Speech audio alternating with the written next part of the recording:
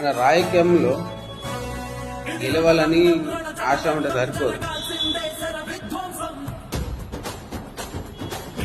10 మందితో ఉండాలి, 10 మందిలో తిరగాలి, 10 మంది సమస్యలు తెలుసుకోవాలి. కానీ కొందరు ఉంటారు, ఎప్పుడు చూసినా 4-5 వెంటేసుకొని తిరగడం, తాగడం, చిందులు వేయడం,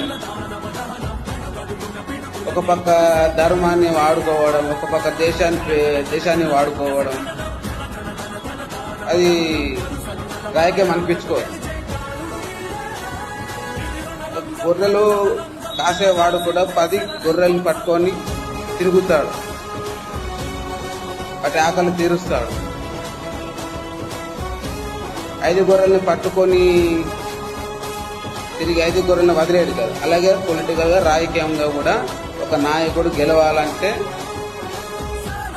10 మందిని కార్యకర్తలు పట్టుకొని తిరగాలి, 10 మంది సమస్యలు తెలుసుకోవాలి, 10 మంది సమస్యలు తీర్చాలి. 4-5 వెంటేసుకొని తిరిగితే నేనే గెలుస్తా, నేనే నాయకుడిని, నాకే ఓట్లు వేయండి అంటే సరిపోదు. అది నాయకుడి లక్షణం కాదు. అలాంటి వాళ్ళు ఎప్పటికీ గెలవరు. అది ఏ పార్టీ అయినా సరే, ఎవరైనా సరే, అది ఫస్ట్ తెలుసుకోండి.